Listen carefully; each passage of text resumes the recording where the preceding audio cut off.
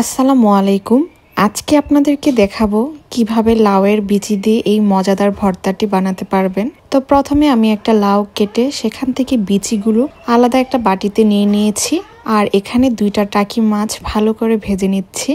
আজকে লাউয়ের বিচি দিয়ে টাকি মাছের মজাদার একটা ভর্তা বানাবো, তো অবশ্যই সম্পূর্ণ ভিডিওটা দেখবেন। তো এই যে আমার টাকি মাছগুলো ভাজা কিন্তু প্রায় শেষের দিকে, এখন আমি এগুলোকে উঠিয়ে নেব। আমি মাছগুলো উঠিয়ে এই পর্যায়ে কাঁচামরিচগুলো সেই তেলটাতে একটু টেলে নিচ্ছি। তো কাঁচামরিচগুলো একটু ভালোভাবে টেলে নেব। তারপর এই কড়াইতে দিয়ে দিলাম লাউয়ের বিচিগুলা। আপনারা অবশ্যই খেয়াল করেছেন কড়াইতে কিন্তু তেল ছিল না, তো আমি এখন এগুলোকে ভালোভাবে টেলে নেব। কিছুক্ষণ সময় নিয়ে এগুলো ভালোভাবে টালতে হবে, না হলে কাঁচা থেকে যাবে।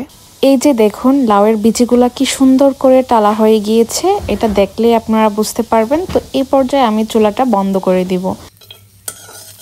এখন চলে আসলাম শিলপাটায়। এখন সবগুলো বেটে নিতে হবে। তো প্রথমে আমি কাঁচামরিচ যেগুলো টেলে রেখেছিলাম সেগুলো দিয়ে দিলাম, আর স্বাদমতো লবণ দিয়ে দিলাম। এখন এগুলো ভালোভাবে বেটে নেব। তারপর দিয়ে দিলাম টাকি মাছগুলো। এখন মাছগুলো একটু কাঁটাগুলো ছাড়িয়ে নেব, যাতে করে ভর্তায় কাঁটা না লাগে। তো এখন এই পর্যায়ে মাছগুলো ভালোভাবে বেটে নিতে হবে। তো মাছ বাটা শেষের পরে আমি দিয়ে দিলাম লাউয়ের বিচিগুলো। এখন এগুলোকে ভালোভাবে বেটে মিহিন করে নিতে হবে।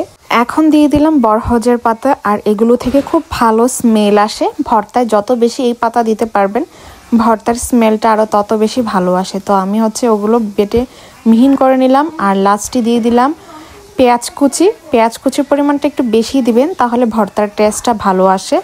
আর পেঁয়াজ কুচিতে হালকা করে একটু লবণ ছিটিয়ে দিয়েছি, যাতে করে ভর্তার স্বাদটা আরও বেশি বেড়ে যায়। সো আমার ভর্তার সব উপকরণ একসাথে মিক্সড করা শেষ। খুব সহজে তৈরি করে ফেললাম মজাদার এই ভর্তাটি, যে ভর্তা দিয়ে পেট ভরে ভাত খেতে পারবেন। তো আপনারা অবশ্যই বাসায় এই ভর্তাটি ট্রাই করবেন এবং কেমন হয়েছে জানাবেন। ভিডিওটি ভালো লাগলে চ্যানেলটি সাবস্ক্রাইব করবেন। আল্লাহ হাফেজ।